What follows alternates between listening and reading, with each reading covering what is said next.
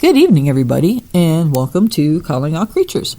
I am your host, Lori, and tonight I have an interesting guest on with me. We're going to be talking with Shannon Malone-deBenedictis, and she is an award-winning documentary filmmaker for several large brands. I'm sure many of you have probably heard of National Geographic and along those lines, stuff like that. She's also a creative consultant, speaker, guest speaker, like she's on my podcast tonight, and she's also a facilitator. So I'm really happy that you were able to join me tonight, Shannon. Thank you for being on the podcast. Thrilled to be here. I love having good conversations and just, having fun. So let's do it. Yeah. Awesome. So why don't you just start out and just tell us a little bit about yourself. Did you ever think that, you would end up working in the film industry, doing documentaries and all that kind of stuff? Or did you think your life would take a different path? No, I always was creative. Ever since I was a little kid, I was really creative. I wrote my first play when I was 9. It wasn't very good, but I wrote a play when I was 9, and I really enjoyed movies and was a movie addict. So I wanted to get into filmmaking. Now, that wasn't my parents' plan. My father was determined that all of his kids become lawyers. But after growing up debating him my entire life, my entire childhood, I didn't want to become a lawyer. I got burned out on debating things. So I convinced my parents that I really wanted to go to film or video school, and ended up at the Savannah College of Art and Design and studied filmmaking and studied narratives and how to put it all together, and just my love of it continued to grow. Funnily enough, comically enough, the one class I didn't take was documentary filmmaking. I was hoping to do more like theatricals or do more art pieces, and but life sometimes doesn't play that way, doesn't happen that way. And I was working in Chicago, doing my own thing, going to graduate school. I was working as a talent agent, and I needed to move home, and home is Washington, D.C. And my mother was sick with early onset Alzheimer's, and my siblings and I decided we had to come home and take care of her. And so I went out drinking with a buddy of mine, and he happened to be the nighttime supervisor for editors, and he said, "You always were a good editor, at Discovery Channel. Why don't you come work for me?" And so that began my career in documentary filmmaking. It was I like to say life throws you roadblocks, and so you got to find a way to maneuver around them. And that was 1999. And I fell in love with telling stories. They were true stories, documentaries. I realized I could still feel that creative passion, except they were real. I wasn't making it up, and I was learning the entire time. And so I grew, and it did fulfill that dream of making films. It did fulfill that desire to be really creative. It just happened to be in another silo that I didn't really expect. Right. One is kind of cool. So then you got your start with National Geographic basically as what, an editor?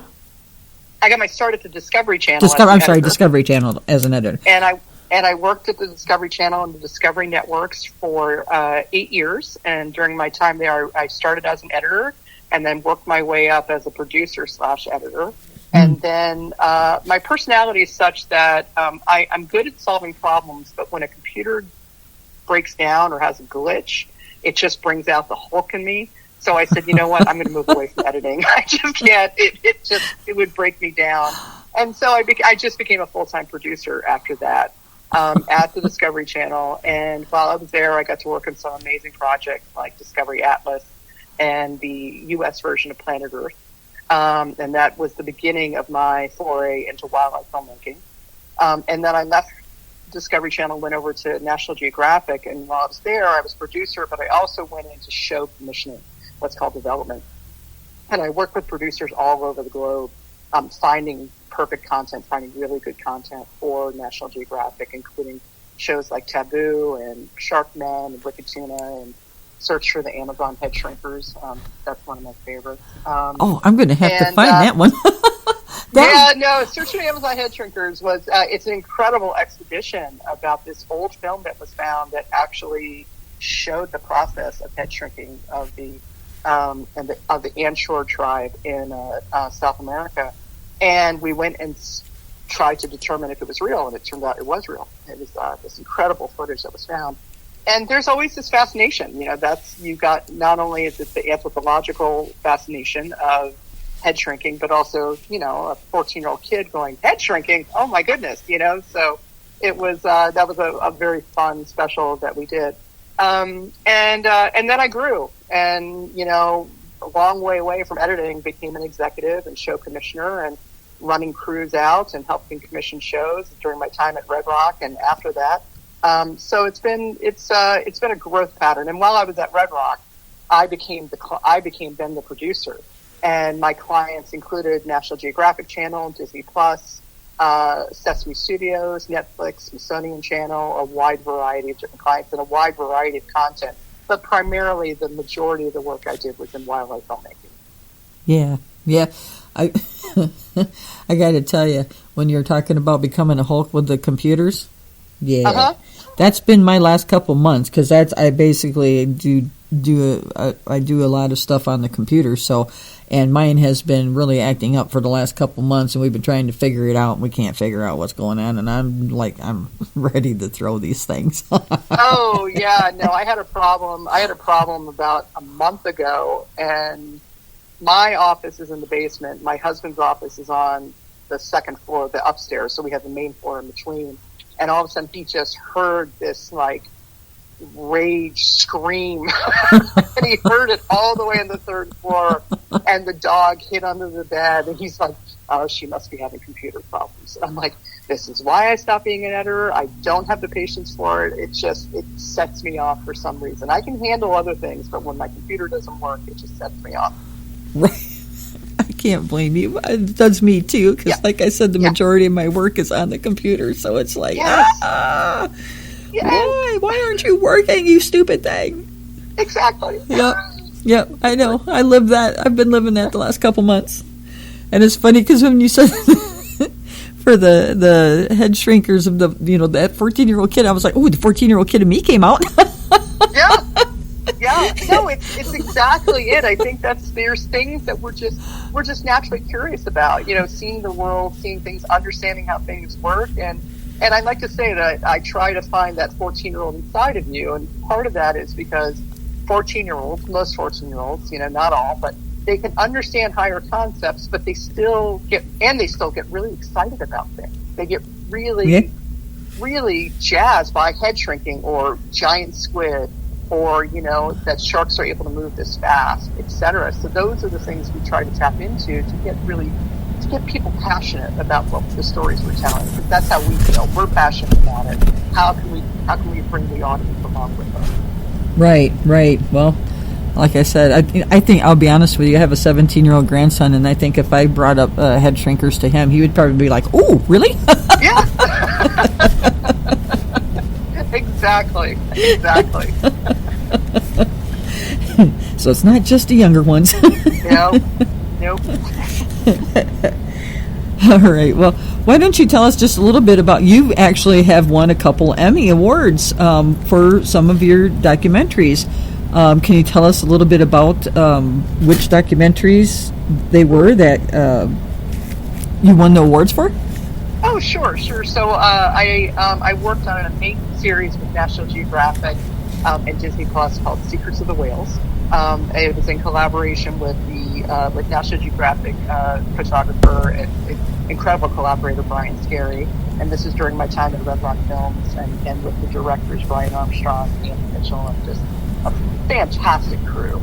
And we were able to travel the world. I think we ended up filming on 6 out of 7 continents, and following sperm whales, humpback whales, orcas, and then a combined narwhal and beluga. And we told their stories, because what they're discovering that as long as it's suspected, but now we have more proof, is that whales have culture. They have culture like humans, or not like us, not more like us than I think science wanted to admit. And we showed this, and really thankful, and it was an incredible project to work on, and then it won the Outstanding Documentary Series in 2021. And then about a year later, a series we worked on filming in South Africa. We filmed with jackass penguins in South Africa, a series for Netflix called Penguin Town, and created a little drama about their lives when they come on shore, mate, and lay eggs and then have their offspring. And that was a lot of fun, a lot of filming, a lot of dealing with penguins who can be a little ornery but also cute at the same time. And just a shout out to Alex Sutton, Haley Christos, Ali Christos, Brian, Andy, the team that we got together, and that was with Netflix. And that won Outstanding Nature and Adventure Series, the daytime Emmy for that, as well as a few others, including cinematography. And there was another one, I'm sorry, I can't remember what it was. But, the thing about winning these series and doing these series, especially wildlife series, is it's not just one person.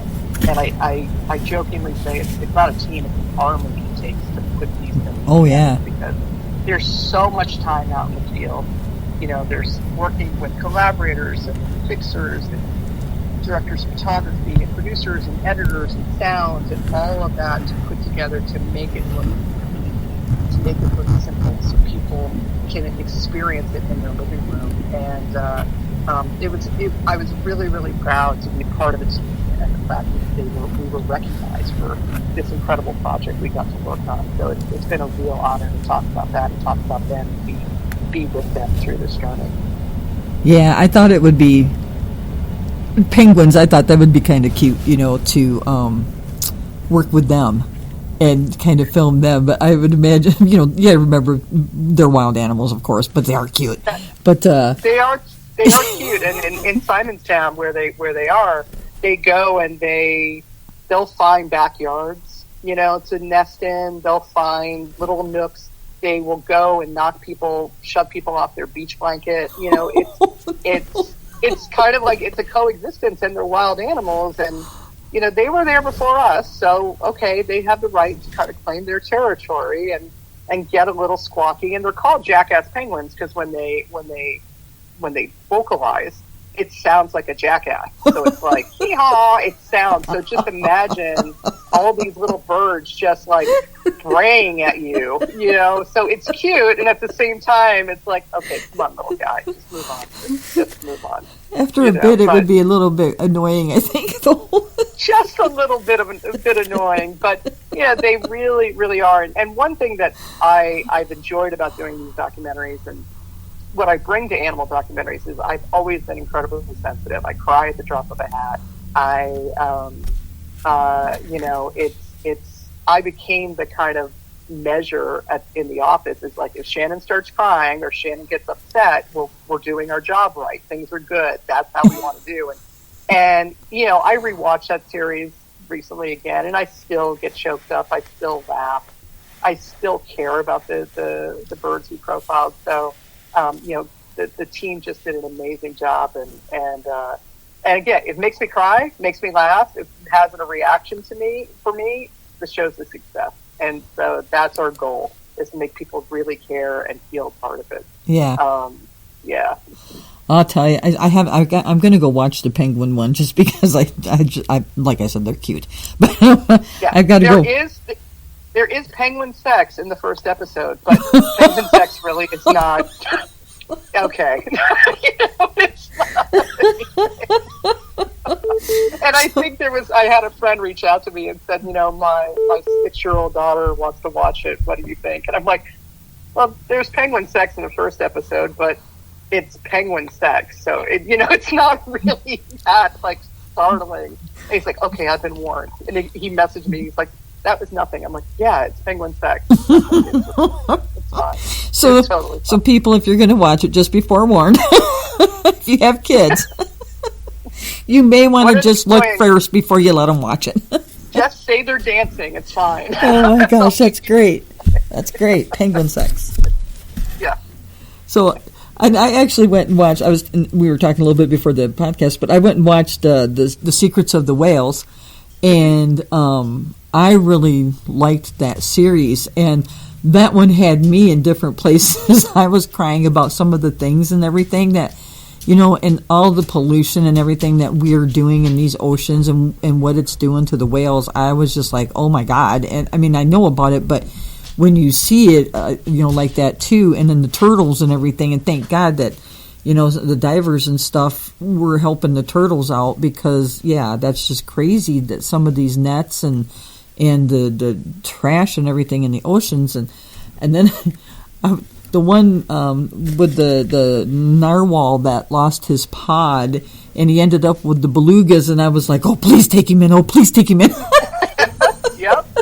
Yeah, and he got adopted. I mean, that was such a moment when we didn't know when we were out with that crew. We had no idea what was going to happen. And so was it going to be a heroic ending, a happy ending, or was it going to be a sad ending? And so we were all thrilled as well that he ended up, or she ended up with that beluga. But, it's something we see a lot in nature, and we see most of the times we try to profile and we try to show the beauty and the wonder that's in it. But there's pollution, wildfires, climate change that impacts it, flooding, and also just, cruelty of not only the wild but also what man does.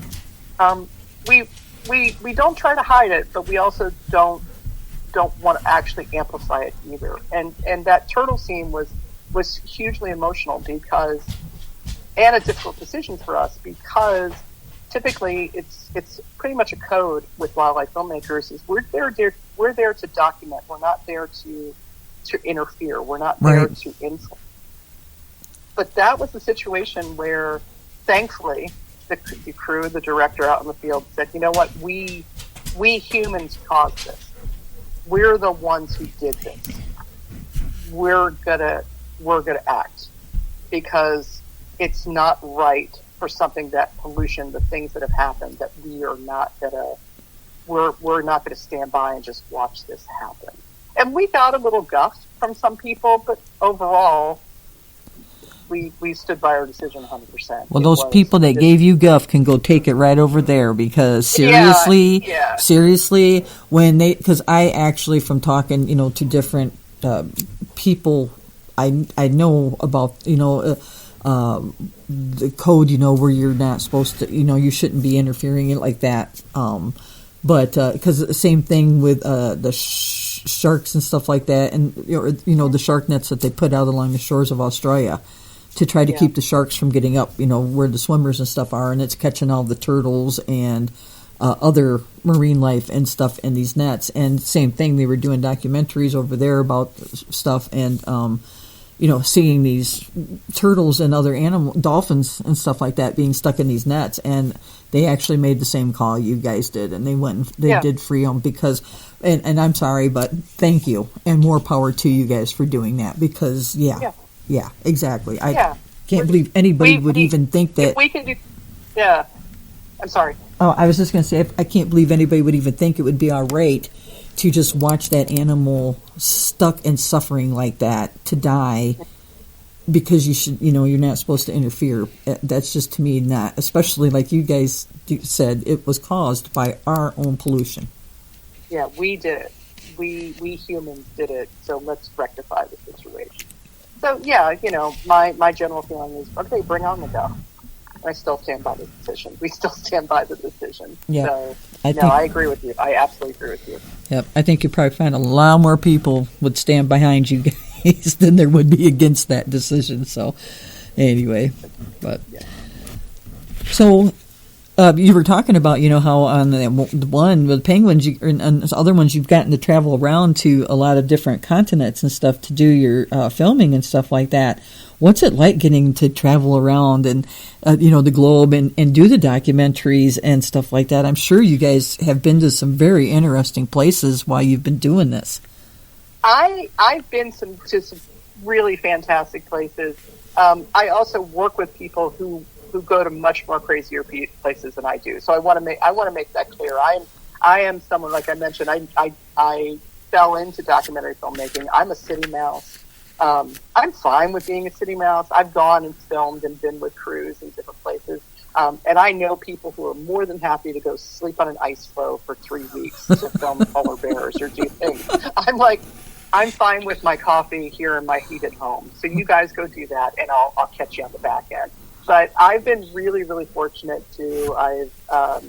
I've swum with sharks before. I filmed sharks before. In China, I nearly got run over by a water buffalo on the rice paddies near Guilin. Let's see. I would say that I swum with orcas, but actually I didn't have a bathing suit, so I just took off my shirt and stuck my head in the water, and they swam by me. So I think that's kind of swimming with them. But what I really have enjoyed in the places that I've gone, it's been great to meet people all over the world and see these incredible places, and learn the differences in the cultures. But the most important thing I've learned is just how alike we are across the world. Right. And I have experienced some of the most kind people in places you wouldn't imagine. I was once invited in a very rundown slum neighborhood in Beijing. I was invited in by a family who had no indoor plumbing to play mahjong and have tea, and just as a lovely hostess, and to just be friendly. I've run around with kids around the Sahara Desert outside of in Egypt near a oasis town called Sila. Lovely people. So it's been really eye-opening, and I feel very thankful. I feel very, very thankful, and appreciate the awe and wonder I get to see over, and experience. Right now, I've been working on a series in the Yellowstone region, and spending a lot of time out in Idaho and Montana and Wyoming, and meeting a lot of people there, and what they're doing to preserve and protect the Yellowstone Grand Teton region. And they're passionate, and I am energized by their passion for the animals and for the landscape. So I get to see a lot of great places, and I never take it for granted. I never, ever take it for granted. Yeah. Right. I mean, that would be one of the, not just being out there and getting to see out and learn about all these different animals, but yeah, the different cultures and meeting the people and doing the things like you've been, like you said, fortunate enough to do, having the tea with the family and things like that. That would be the really cool part of that job, getting to do that kind of stuff. I could see that being the really cool part. Yeah, it's great. Now, it's not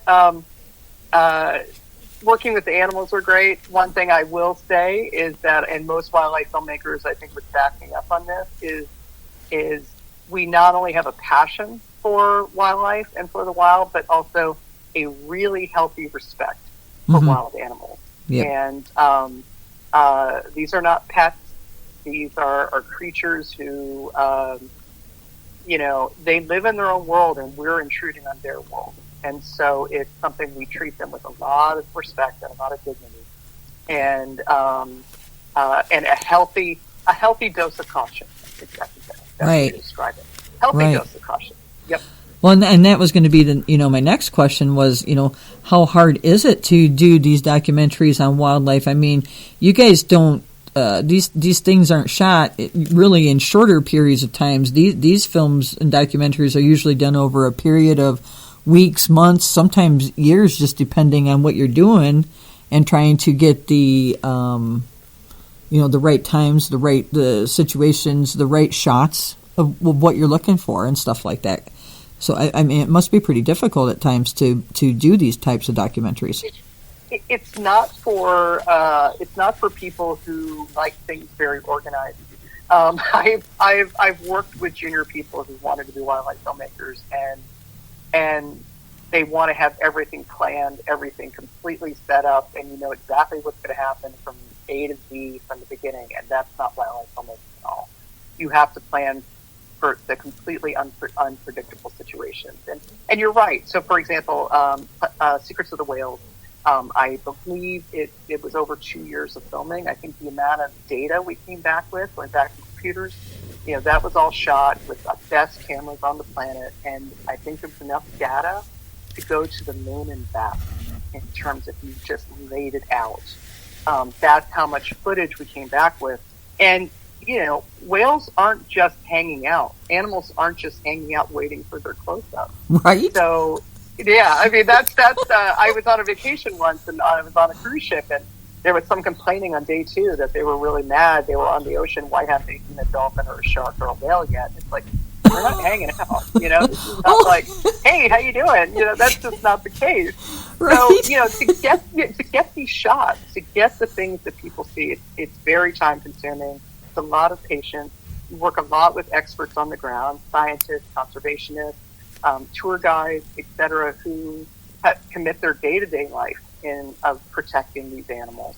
And then you make a plan, and this is your best odds. And even with those best odds, you hope that it's going to pay off. You hope that it's going to work. And I've worked on shows where, we've allocated 2 weeks of filming, and we've gotten all the shots we need within 2 to 3 days or 4 days. And I've worked on others where, one thing about sharks, and you mentioned Australia, is if a orca comes into a great white shark's territory, the great white sharks disappear. Don't blame them. Yeah, that's exactly it. They leave because there's like a bigger, badder, predator who's moved in. And so if you're planning on filming great whites or hoping you're going to work with great whites, it's like, nope, they're gone.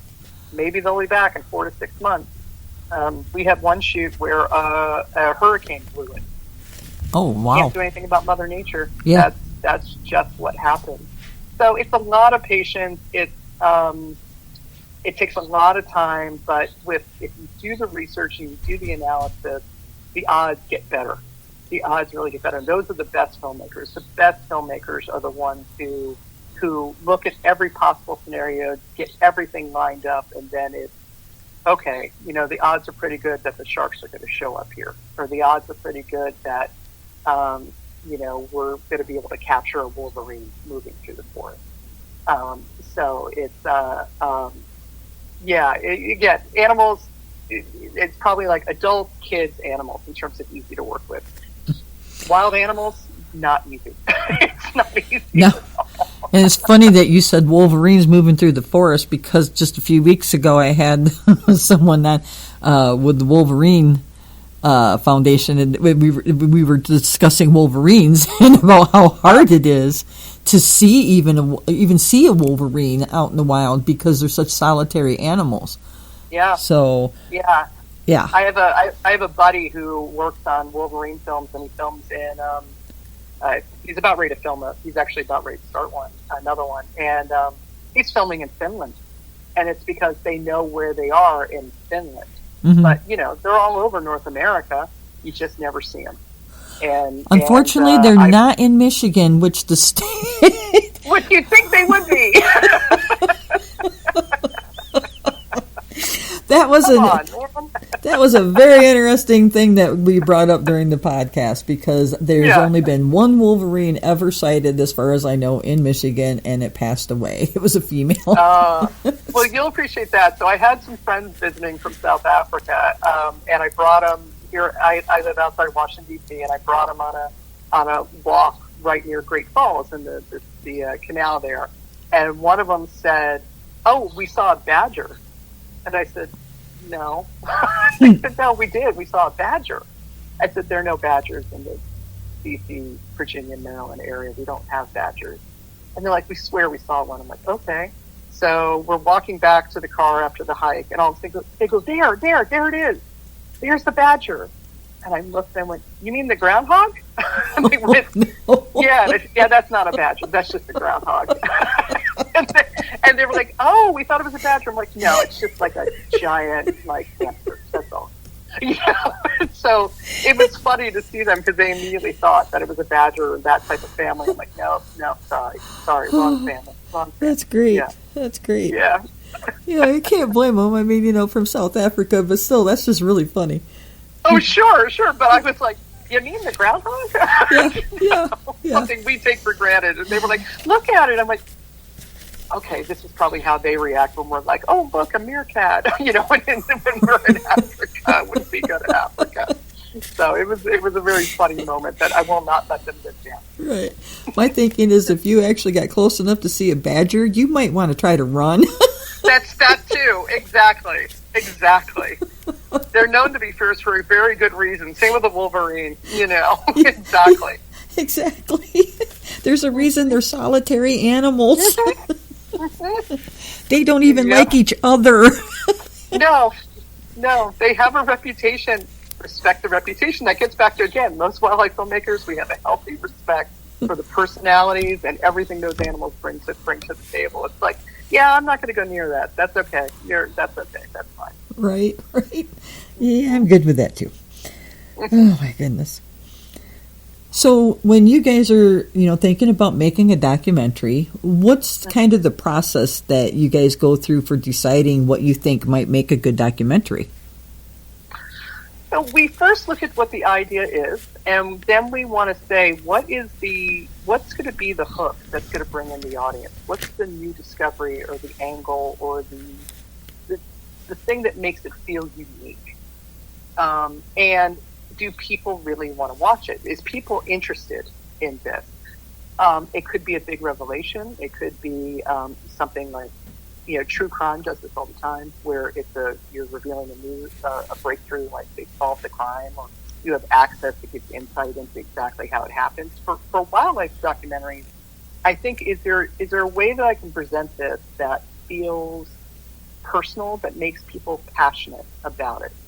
And there's been hundreds, thousands of documentaries about lions and bears and all the animals we all love. So what's going to be the factor that's going to make it feel unique and connect with people? And it could just be putting a really great narrator on it. Makes it feel really personal. I mean, Tom Hanks just did the one that's on Peacock about the American wilderness. I know. I need to watch that one. I thought that would be really good.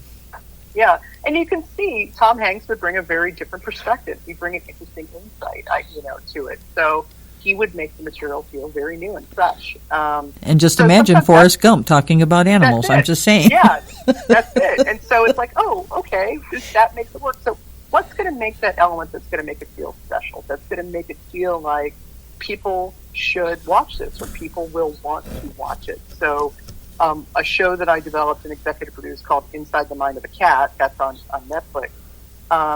We looked at that from the perspective of, okay, we want this to be watched by people who love cats, and we know that's, a huge demographic out there, but also people who maybe don't love cats but are curious about what makes a cat tick. So it wasn't just cat lovers, it was also people who were like, well, why does the cat always land on its feet? Why do cats roam at night? Why do cats love you? Which they do. Cats do love their owners, do love their people. We answered those questions with the scientists and knew that we were going to capture an audience who, were curious to find out about these little creatures that live amongst us. But that's how we really figure out what's a good documentary, what's maybe not going to, resonate. Because I say this a lot: if you make a documentary for yourself and only something that you care about, then it's a tree falling in the woods and nobody's there. You have to make it for other people. You have to make it for that audience who's going to appreciate it. And sometimes that's hard for creative people, and it's hard for me at times. I'm really passionate about something, but is this something that the audience is going to be passionate about as well? Mm-hmm. And that's how you decide, is it going to be a good documentary, one that maybe shouldn't be made or just isn't going to land. Yeah, I know, because sometimes people think that things would make good documentaries, but then they really wouldn't make a good like you said, people what they want to watch and stuff like that, what they're interested in. So, it would be kind of a process, trying to figure it out. Yeah, and sometimes you talk to people. Sometimes you just I have season tickets to the Washington Nationals baseball team. The people I sit with are like family to me. We've all been hanging out together every summer for 15 years. Actually, I think we're coming up to the 20th anniversary. 20 years we've been hanging out together, and I will routinely say, hey guys, would you ever watch a documentary about blank? and they're not in television, but I'm curious to see what their reactions are. I'm curious to see what they think, if that's something that's appealing or intriguing to them. And if it's not, then I go back and I reevaluate. Maybe it's the way I presented it, or maybe it's just, it doesn't have legs. And a lot of times I think for documentaries and other things, does it make a documentary, or is it a really good news story? Does this feel like it should only be 6 minutes, as opposed to an hour or 4 hours? What can it really sustain telling that story for a really long time? And look, we've all sat through TV shows and movies where you're like, oh dear God, why hasn't this ended? This is just going on and on and on. And you certainly don't want that with a documentary. You don't want people turning it off because you're just dragging it out. So that's another way you look at it, is, does it have enough content, enough legs? Is the story interesting enough to keep the audience engaged for that long of time? And junior staff who've worked with me have walked in, and I don't want to make them fearful, but I've walked in and they'll tell me their idea, and I'm like, sounds like a news story. And they're like, I'm like, tell me minute 28. And if they can't tell me minute 28, then it's like, oh, it's a news story. It's 8 minutes. It's only 8 minutes of content and not an hour or 3 hours, etc. Mm-hmm. Mm-hmm. Yeah, it's funny because I've always thought that a documentary about the life of, or a few days or a week or something in the life of an animal control officer would be interesting, but that's because I used to do that for a job. Right. But it's funny because another thing that I always thought is, with that being said, people don't realize, I don't think, too, a lot of time, what animal control officers kind of do, because yes, they do stuff, work with the animals, they try to save animals and stuff like that, but we also have a role of public safety for people, because we have to keep dangerous dogs and stuff like that off of the streets that are trying to attack people and things like that, and so it's just interesting because I don't think a lot of people see both sides of the coin, but I always thought it would be interesting for something like that. But again, that's me and my friends because we did animal control. No, it is interesting because I remember a long time ago, Animal Planet tried to do one that was on animal control. I think they did it. They profiled the Philly animal control. Yeah, and this was after Pit Bulls and Parolees. This was a show that was after that, and I think that the reason, I agree with you. I think it's fascinating, and as someone who works in dog rescue, I know a lot of the work that animal control does. Mm-hmm. But I remember there was a time I was at National Geographic, and there was a show that we commissioned that was hugely successful in Europe, but it wasn't successful here. And the show was called Inside Nature's Giants. And it was various animals, and they had passed away from natural causes, and this was their necropsy. So it was like giraffe, an elephant, a alligator, shark, and so it was looking at the anatomy of these incredible creatures. Right. And it did horribly in the U.S. These were really good shows. It did great in Europe, and it did horribly in the U.S. And it caused us to kind of step back and go, why didn't this work? Because, you can watch a show and go, this is a really good show. Right. But something isn't resonating with the audience. Right. And I remember my thoughts were, here in the United States, we have all our meat packaged and wrapped in plastic when we go to the grocery store. Mm-hmm. We're very disconnected to maybe the harsh realities of the wild. We're very disconnected, where in places like France and places Germany, etc., they use the whole animal. They go to butcher shops, and I know I've gone to marketplaces in France and Germany, and it's all out. You don't have that much here in the United States. And I think I think we're a little squeamish when it comes to those things. It could very well be. Yeah, I think that as an American culture, and I think we're a little squeamish, and I think that the amazing work that animal control does, I think it's, for some people in the audience, it's like, I love the work they do, I don't want to know about it because it'll upset me too much. And it's a shame. It's a shame because the work is done is amazing, and if maybe people knew about it, that it would prevent a lot of things from happening. Right. I think so too, and that know, and that's the whole thing. I mean, even when I was at the end of the animal control that I did, I was managing an animal shelter, and it's just a small one, but I was able to go in there and make some changes, make a difference. But some of the things that people would say or they would think, and would just look at them like, I had one lady come in one time, and she literally said to me that it must be easier for me to put dogs down that weren't my own. And I was like, you're kidding me right now, right? Yeah. So people don't sometimes get have a grasp on the toll it takes on people doing that type of job a lot of times. And they don't want to know about it. You're right. A lot of times they don't want to know about it.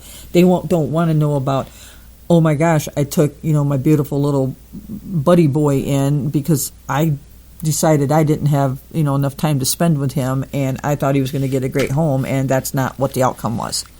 Yeah. So, I know a lot of people are like that. And I just, a few weeks ago, had a podcast where I had Catherine Carver on, and she is a photographer. And she actually did a photograph book called Abandoned, chronicling the animals, dogs in shelters. Oh. And so back on the East Coast, I think in Maryland where she's at. But anyway, it was a really good book, and it was a good conversation because she went in and she photographed. They came. Most of them, I think, were in the rescue there, but some were in the shelters. But she went in and she photographed them, and then a year later, she went back, and then if they were adopted or whatever, then she got permission to come in and photograph them again and get comments from the people that adopted them. But there were several in there that did not make it out. Yeah. And when she got to that, she had their first photograph, and then it was just a blank black page.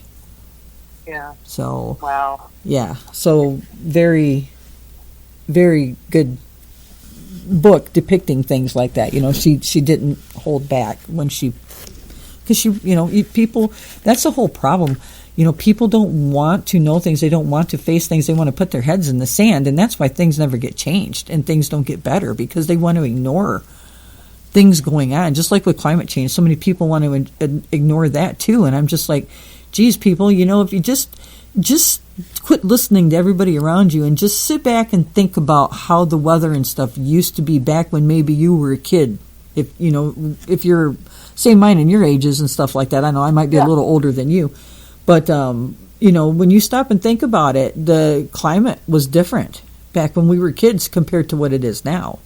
Mm-hmm. So I'm not going to argue with people about whether there's climate change or not. But again, I just say, hey, let's just be intelligent and step back and take a good look at it for yourself and quit listening to all the propaganda out there. Yeah, that's exactly it. And so it's getting people to listen and finding a way to get people to listen. And it's if you've got a platform and you can do it, like the amazing work you're doing with this podcast, it's great. Corporations sometimes don't want to take chances, don't want to take risks, and that's why you don't see sometimes those things that happen. But it's I have a buddy in Norway who right now is he's been working on a series about seals off the coast. I think of Zimbabwe who get caught in fishing nets and they go and rescue, and it's amazing. It's incredible, dramatic, and it's selling. It's doing really well, and that makes me happy because for him, and it's showing people actively out there helping rescuing animals and showing the kind of reality of some stuff that we humans do. Yep, that's awesome. It's so it's making sure that it gets to the audience because nothing's more frustrating if you're really passionate about something and you put it out there and it just nobody responds. Yeah. As Mick and Kate put the ones out about the kangaroo, and I hate this, I can't remember the name of the documentary. It's on Pluto TV, you can watch it for free, but Oh my God. And kind of like that. I mean, they went in and they showed what's going on with them killing the kangaroos and stuff over there in Australia and the shooting of them and what they're doing. And it was just horrible. Some of the stuff. I mean, I was crying through most of the darn documentary because it was just horrible. Yeah. Yeah. And so it's getting the word out and letting people know, hey, this is exactly what's going on. And change occurs. I mean, it is something that, the attitude towards pets, and like you said, I think we're kind of around the same age. The attitude towards pets has changed a lot in this country, and a lot of more rescues, a lot of things happen. We have a long way to go, but hopefully, if it's 4 steps forward and 3 steps back, it's still 1 step forward. That's all we're trying to hold. That is true. Always try to have a positive outlook on it. That's for sure. Got it. Okay, so I gotta just mention a couple things, a couple people. So I'm not trying to name drop, but these ones here that I kind of saw when I was, looking into some of the stuff you've done, I just couldn't help myself because I thought these were really cool. But I have to start out with Elmo. You worked with Elmo. Is he as cute? We worked with Elmo much more in an animated form, so not Elmo. Aww. Because if I had worked, I'm sorry to disappoint you, because that would be truly heart-crushing for me too. If I had a chance to work face-to-face with Elmo, I don't think I'd be able to do it. I don't think I'd be able to keep my cool. There's very few celebrities and famous people out there that I can't, there's just no way I could keep my cool and be professional. Elmo is one of them. There's just no possible way I could remain objective. My friend just posted a video with she works with Adam.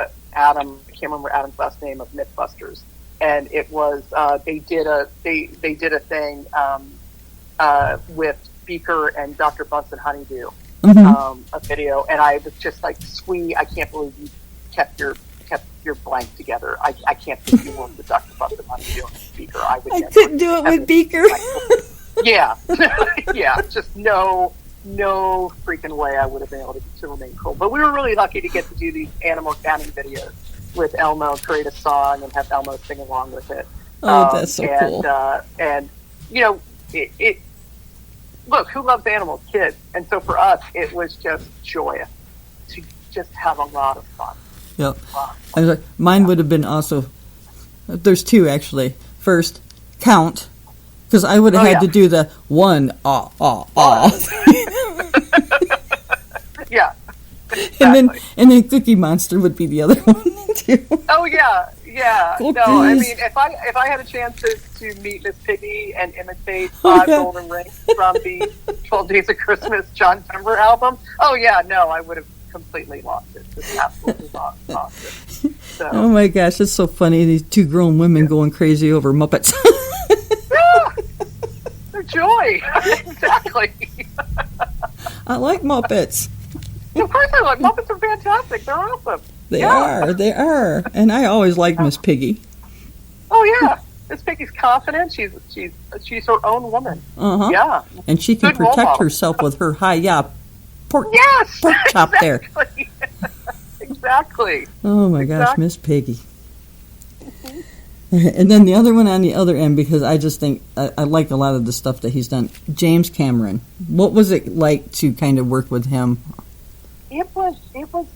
He is brilliant, and he was with us on Secrets of the Whale, and to collaborate and gain his insight was just revelatory. And we were a little intimidated. This is the guy who's won Oscars and directed one of the, best films ever made, and numerous films. And he was down to earth. He was curious. We worked in a very collaborative manner. He was supportive of our team and in awe of the work our DPs and everybody did. It was a really wonderful experience to work with him, to collaborate with him, to learn from him, and just have his impact. So it was and with him, that was So Sigourney Weaver narrated Secrets of the Whales. It was actually the second time I had worked with Sigourney. I had worked with her when I was at Discovery on Planet Earth. I love her. I love her voice. I love her voice. Yeah, and I remember when we brought her on board for Planet Earth, the idea was we wanted to bring in a more Mother Nature kind of feel. You know, we wanted to bring that in. So when it came time to Secrets of the Whales, and we knew she was in Avatar 2, it was like, well, there you guys, go. Let's bring her in again. And she brings just depth and emotion and humanity to everything she does. So to be able to work with both of them, it was it just truly amazing. I know I keep saying thankful, but thankful, just incredible. Yeah, just seeing James Cameron talking on TV on different things. I've watched some of his different documentaries, and obviously in movies and stuff like that, but he just always seems like when he's talking, like he would be someone that's kind of more down to earth kind of person. I don't know why. I just always got that feeling from him. I mean, he has a team that works with him who are some of the most brilliant people I've ever had the chance to work with.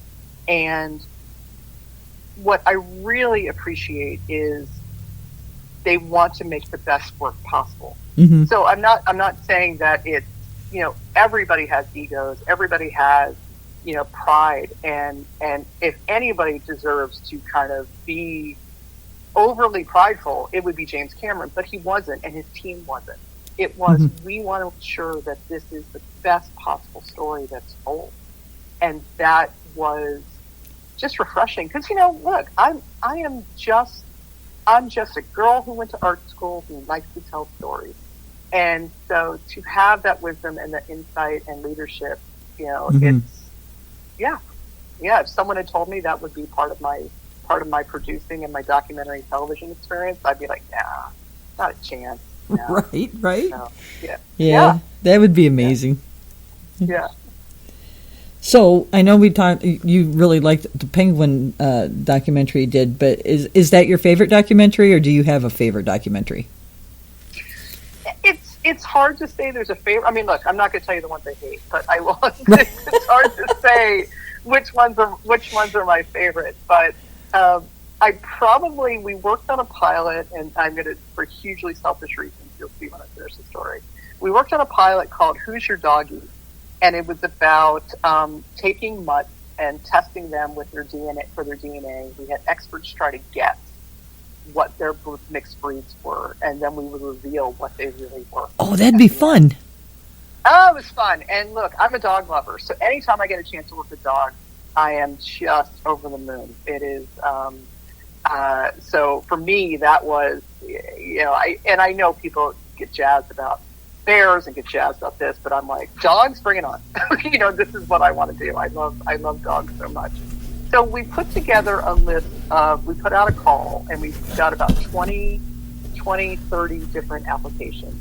And we narrowed it down and sent it to the network to decide. And one of the dogs in there, the executive goes, well, that dog definitely. And I said, no, we can't do that dog. And they're like, no, that dog's really weird looking. And I said, no, that's my dog.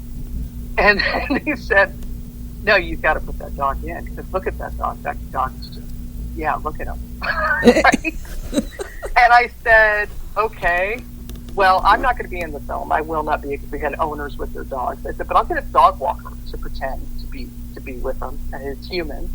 And they're like, okay. And then the executive said, that dog's got such a weird backstory. That dog's got to be the lead dog in the show. And I'm like, guys, I'm the producer. You can't put my dog first. That looks really inappropriate. And they're like, no, we back it up. That dog's really weird looking. So my dog became the lead star of this pilot that was done called "Who's Your Doggy?" And so I have forever, for all mankind, a video of my dog acting as goofy as he is, and the revelation at the end that he is lab Chihuahua mix. So, which you can just imagine. So Yes, it's personal. That's my favorite documentary. Oh my God, Lab Chihuahua mix. What a mix. Lab Chihuahua mix. Yeah. So yeah. is he small or big? He has the body of a lab and the legs of a Chihuahua. Oh no. Yeah. Oh, poor guy. Oh, he loves everybody. He's got the lab personality. He loves everybody. He's just this little goofball, and was the inspiration behind the trail. The pilot. Because one day I was looking at it, and said, what are you? Hey, that would be a good show. That's how we kind of came up with it. So just the fact that I have him forever documented a professional video all about him being movie, that will always be my favorite documentary. That's awesome. So one thing I wanted to kind of ask you too, because it's not always easy, when you start out and then as you progress your way through your career and stuff like that. As you were progressing, throughout your career, what were some of the challenges that you faced? I think, there's all the usual challenges, the work-life balance, how to handle tough situations. One of the biggest things in television and producing is problem solving. It's rare that everything goes right. Very, very rare. And you're constantly having to find solutions to problems. And that takes time to learn. And for junior people, it took me time to learn. And the more you do it, I jokingly say it's like golf. Golf is one of the sports. The more you play, you're going to get better. You'll learn how to get out of the sand trap. You'll learn how to lay up. You'll learn how to do all those fun things. And that is something that is a challenge for anybody. It was a challenge for me starting. And as I grew more into the role, I got much more comfortable with it. So I think that is a big challenge that people have to learn how to face, and I learned how to face. And I think it's also that it's a very stressful business. Television and producing in television is not for the faint of heart. It's very competitive. It's very long hours. As I mentioned, I live in Washington, D.C. My brother lives in Hawaii, and there would be times where I would call him at 2 o'clock in the morning while I was driving home, because I knew that he would be up because 6 hours time. And that wears you down after a while, and that's a big challenge. But the high overwhelms the low. The exhilaration. Look what you've done and created this. Makes you forget about those 18 hours. Well, that's good. I mean, I think sometimes it's nice if you have a job, like that, where the highs, can either equal out or outweigh the low parts. I mean, that was what I always said about what I used to do is, there's a lot of, low points to the job, a lot of bad parts to the job, but getting a dog or a cat adopted into the right home and knowing it's a good fit and that dog's going to have, or cat is going to have a great life, until the day they pass, that's a big reward of doing that job. Absolutely. So absolutely. Yeah. So really I understand that. So. Yeah. So do you, I'm hoping a lot of the bias and stuff that women face in the workforce is trying to be put behind us, but did you, as a woman in the film industry, ever feel any type of a stigmata or stereotype or anything that you felt others thought you should fit into? I would be lying to say no. There is. I think that, as I mentioned, I started as an editor, and editing in many places is a very male-oriented group, and particularly field work, when directing camera people out in the field is very male-oriented. And I don't think I'm speaking out of turn here. I will say there's something about men getting on boats where they act really inappropriately. I don't know what it is about being on a boat, but I've just seen some really bad behavior. Oh my gosh. I've read a little bit that I think I was part of a generation who either just turned away or just kind of didn't call it out immediately. So I'm so thrilled and proud of the younger generation just not tolerating it. You know, I think I probably tolerated it a lot more than I shouldn't have tolerated it. I do know that one thing about it is I've been heavy all my life, and being a fat woman in media, there have been times where I've faced situations where I've been the only woman over a size 6 in the room, or I go to an event and I'm the only woman over a size 6. And I've experienced some like nasty looks and comments in boardrooms and at events and things. And you try to brush it off, and it doesn't necessarily brush away. And that has made me just, when I can, dig my heels in even more and show that I'm just as capable. And while also balancing that act of, I think that women, you know, we're told to be confident, but, you know, not too confident. You know, express yourself, but don't do it too loud. You know, sit there quietly, but make sure you're noticed. And it's like, these are just way too many days to try to follow and try to get it absolutely right. Mm-hmm. And I think that, you know, as time, I've seen the industry change, and women have learned have been allowed and have decided, you know, no, we're going to speak up. We're going to make sure that we're heard, because what we're saying is just as valuable as anybody else. And we are allowed and should be allowed and deserve and have earned our right here. So it's a changing environment. We're going to go back to what I said before: 4 steps forward, 3 steps back. It's still 1 step forward. It's just still, I'm not moving as fast as we like, but I do see forward progress. That's good.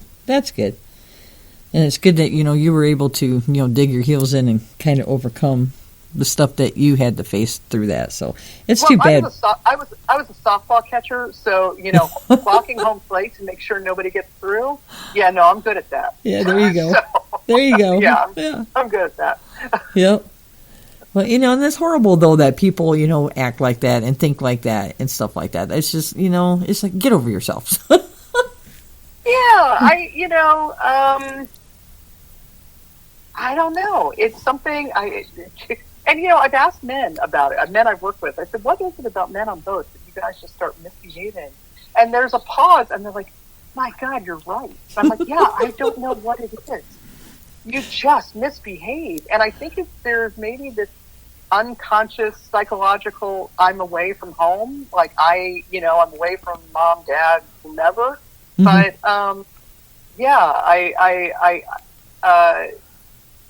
I have no problem saying these days, like, come on, guys, stop it. You know, please, real. You know, and I always love the comment that always comes out, but, you know, we don't see you as one of the girls. We see you as one of the guys. And I'm like, but, you know, I'm still a girl. I'm still a woman. So, you know, maybe you need to change your perspective. Yeah. Okay? You know, just saying. Right, you know. Right. I mean, my 6'2" Italian husband from Philadelphia sees me as a woman, if you want to talk to him. You know, so, you know, there we go. You know. Yeah. And if you're familiar with Philadelphia, people who are familiar with Philadelphia know exactly what I meant by that. Oh my gosh. That's funny. Yeah. Don't make me get my guy to do my light work. Yeah, don't make me get him. Don't make me bring Philly out. That's just not. Don't make me bring Philly out. Yeah. Oh wow, that's great. So with that kind of all being said, what advice can you give to, you know, people that are aspiring to work in the film industry, no matter, you know, what area it might be, editing, producing, behind the camera, or whatever? You're gonna fail a lot, and it's okay. Just keep trying. I have failed much more in my business than I've succeeded. Almost everybody I know who works in television, who works in the arts, I was just talking to an artist friend of mine. We fail so frequently. We just keep trying. and then we start succeeding.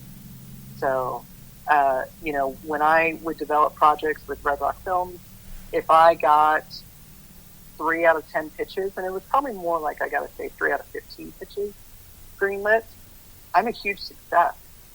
That is success in television. So you fail all the time. Get back up, keep trying, keep working at it. Find your path, but realize it's not going to come easy. But the people who understand that you just got to keep clawing at it. You still got to keep fighting. You still got to keep pressing on. And failures are just things to build on. You'll start to build success. Yep. That is true. That is true. And it's funny because, if you watch like any of The Voice and stuff like that, I mean, those judges sit there and tell those people the same exact thing that you just said for the singers, Yep. if they don't get the chairs turned or whatever. Hey, don't give up. Do you know how many times we heard no? We kept going, and finally we had our yeses, So, I mean, it's so true what you're saying. Yeah. Just keep trying. And I think it's my friend is an artist, and we were talking, and if you think about artists, think about how many canvases never see the light of day, how many sketches never see the light of day, Mm-hmm. how many things that they've done. They fail all the time, and they still keep at it. And that, if you want to get into this business, keep working on your craft, keep meeting people, find mentors, find all that, and realize you're going to fail. And it's okay, just keep going. Absolutely keep going. Good advice. Good advice. And so, and right now, I wanted to mention, you actually have a new kind of, I don't know if it's new business, new endeavor, whatever you want to call it, but you have Paddlin Creative. Can you tell us a little bit more about that? Sure. So Paddlin is, the word Paddlin comes from my mother's nickname, Patty, P-A-D-D-Y, and her first name of Lina, L-I-N-A. And so I combined them as an homage to my mom. And it is a creative consultancy firm and workshop facilitation. I still consult filmmakers and production companies and independent artists on their career path, their idea. I help them hone that, shape that. I have a couple of clients I'm working with on their documentaries right now, making sure that everything's going the way that they hope. But I also work with creative professionals who seem stuck in what they're doing and give them career guidance and ways to kind of improve their own marketing, their own ability. Basically, I'm a mentor to people who are in the creative industry. But also part of Paddling Creative is an initiative I started called Fully Unapologetic. And this is a speaking series and workshop series for specifically for plus-size women to stop apologizing for just being who they are and start embracing everything that life has to offer. Because so frequently, women who have weight we apologize for walking down the street. We apologize for taking up too much room. We shove ourselves and try to make ourselves as small as we possibly can. And then the reality is it's just who we are, and there's nothing wrong with being just who you are. And so I want people to stop apologizing. I want women to stop apologizing, not just for their existence, but also to themselves. And hopefully, with the work that I've done, I can help with some people, mentor some people to feel better about themselves. That's awesome. My son and his fiance, my son is a bigger guy, and his fiance is a little heavier woman too, but she's beautiful, and she has such a great personality and her own inner person and stuff, but she's always, and right now they're actually doing another diet, so she's trying to diet, lose weight and stuff like that, and it's just, and so yeah, I mean, that's just how she sees herself because of other people and stuff like that. So it's great that you're kind of doing that and mentoring and helping people out. Yeah, that's it really kind of came to light when, when I did win the Emmy for Secrets of the Whales, and I thought about all the advice I had been given my whole life. Don't wear this, don't do this, you can't do this, you can't do this. And I said, you know what? This is never going to happen again. Which that it happened a year later, but never mind about that. But the whole thing was, I said, all my life I've been told I should wear black because black is women. Yeah. I said, no, I'm not going to wear black. I'm not going to do it. And so I found this beautiful gold sparkly dress, and I felt great, and I looked great, and that dress matched that Emmy really well. So, I was like, I'm tossing this out. Be who you are. Be who makes you feel the most confident. Because, like you said, when you express confidence and joy in yourself, everybody sees it.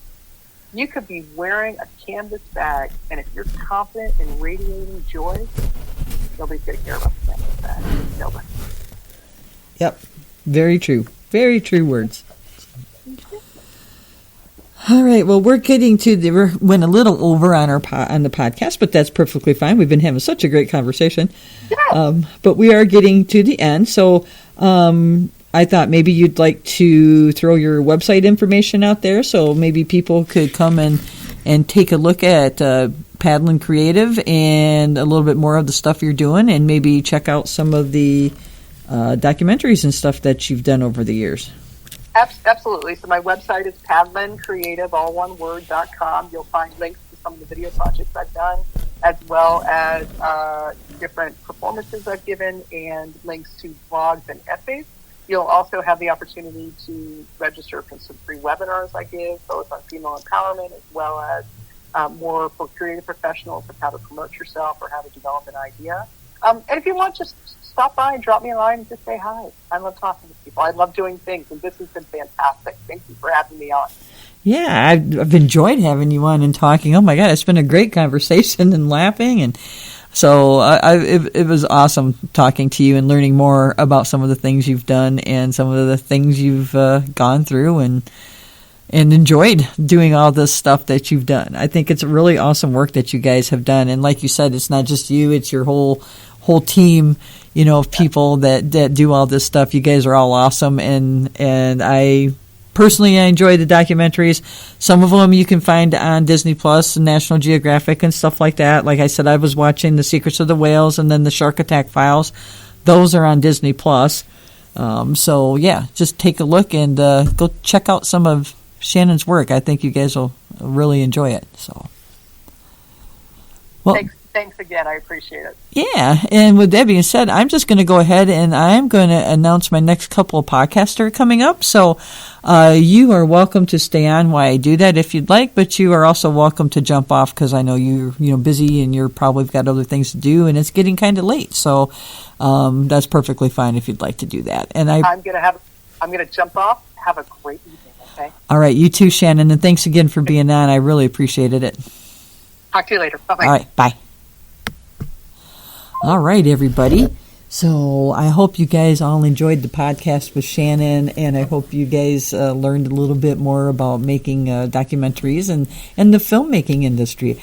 I thought it was really cool to have her come on and talk about all that kind of stuff, especially being, like she said, a plus-sized woman, and plus-sized and woman in that industry and stuff like that, and and all the great things that she got to do and some of the people she got to meet and work with, which was awesome, and such a great team. If you watch any of the documentaries like The Whales, you'll see the photographer and stuff that she was talking about, Brian. Great work. I highly recommend going to watch them if you haven't watched them. So, and with that being said, so my next podcast that's going to be coming on is on March 20th. I'm going to have Jane Sharp on with me. She is an author, and she's actually written quite a few different books, mainly geared towards kids and stuff with kids. Her newest book that's out, though, that we will be discussing that among the other books that she's written, is called Winston the Cat with a Mech Suit. And I don't want to give away the story, but maybe you can kind of guess from the title. It's going to be about a cat, and he's going to have a mech suit. And so that's going to be kind of cool to talk about that and how she came up with the idea for her story about Winston, and if it's based on a real cat. And then some of her other books and stuff. I actually bought a couple for my granddaughter for Christmas, Kitchen Helper ABCs, which was really cool. It was ABCs, and had to do with stuff in the kitchen, foods and utensils and stuff like that, different things. And so it helps her to learn her ABCs and about stuff in the kitchen and cooking, and which she really likes to help her mom with. She's 3 years old, going on. Well, actually, she's going to be 4 here in another not even 2 weeks. So she really enjoys that. So I got those books for her. And Jane's got some other ones out there, but I'm not going to go through all the list now because we're going to wait until she's on the 20th, and then we'll talk with her about those. And then the next one that's going to be on is on April 3rd. I am going to be talking with Zachary Liu about ants. What a cool thing ants are. I shouldn't say thing, what cool insects ants are. I can't wait to talk with Zach about the ants. I think it's going to be a really good podcast. I've looked at some of the stuff about ants. He has a YouTube channel out, and I've gone and looked at his YouTube videos, and oh my God, I got to tell you what, you're going to learn so much stuff about ants when we talk about the ants on April 3rd.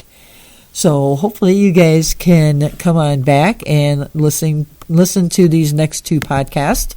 Again, March 20th, Jane Sharp and Winston the cat with the mech suit. And then on April 3rd, Zachary Liu, and the podcast is Ants, the King of Their Hills. We'll be talking about ants. So I hope you guys will come back and listen in. Those are going to be some really good ones. And with that being said, I hope you guys all have a safe and wonderful weekend. And I hope you enjoy whatever you're doing this weekend. And don't forget to come on back in a couple weeks and listen to the next podcast. All right. Have a good night, everybody. Bye.